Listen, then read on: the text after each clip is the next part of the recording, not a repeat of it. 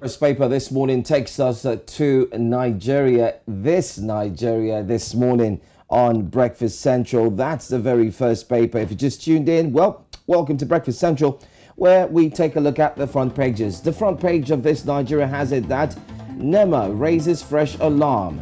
Another devastating flood looms in 2023. That's scary.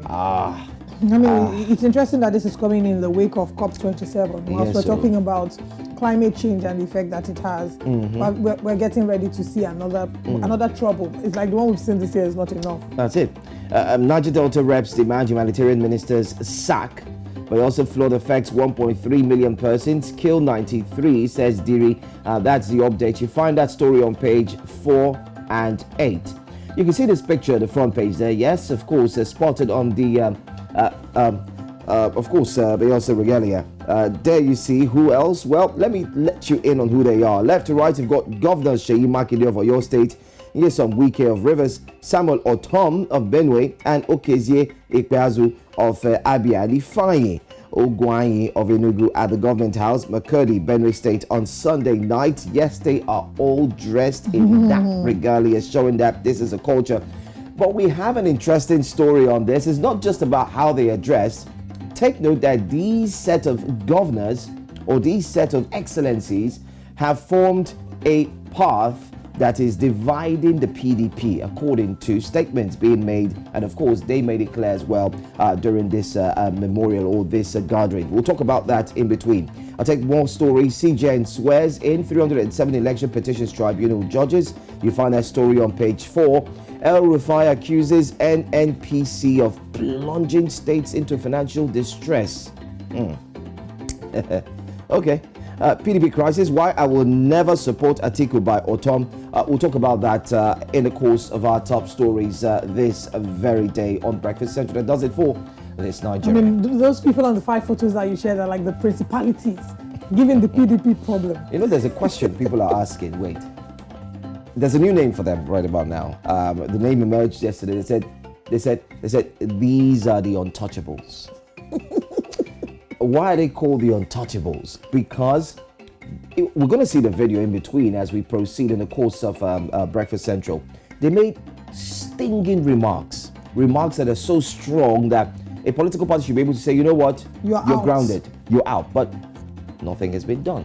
Because of the amount of power and influence that they wield. But we'll be talking about this much later. Let's head to Southern Africa as we see what's happening on the front page of the Newsday in Zimbabwe. On the front page of the Newsday in Zimbabwe, the big story says, Minister exposes vote buying plot. This is something that's happening in different parts, apparently. Government to spread bonus payment. At the top of the paper, gold panners besiege Kwekwe monument. On page 2, Chigorimbo, changing lives through craft classes on page 14. And of course, the Newsday is always very, very light. It's not a very busy paper.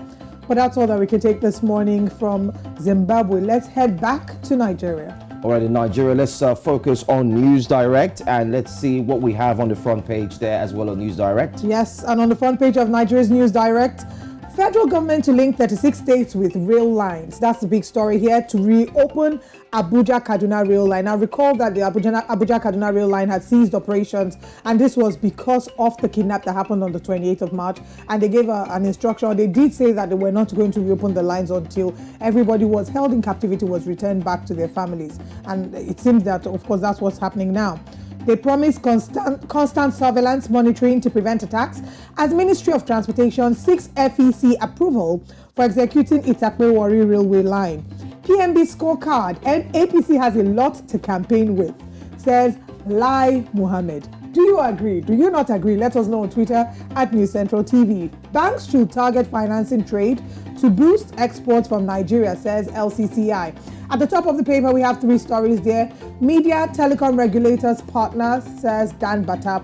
FIRS releases conditions for MTN Airtel banks to collect, remit VAT. And final story here, 2023, Christian youths canvass support for Tinubu Shettima ticket.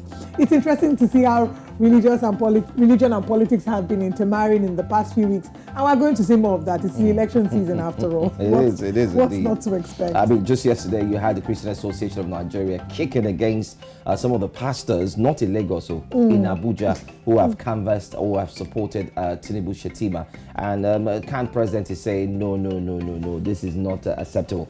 Anyway, we'll talk about all of these and much more. Do us a favor, stick around, because this is Breakfast Central and you are watching News Central. We are Africa First. We focus on African stories, big stories, and we bring them to you in bits and pieces.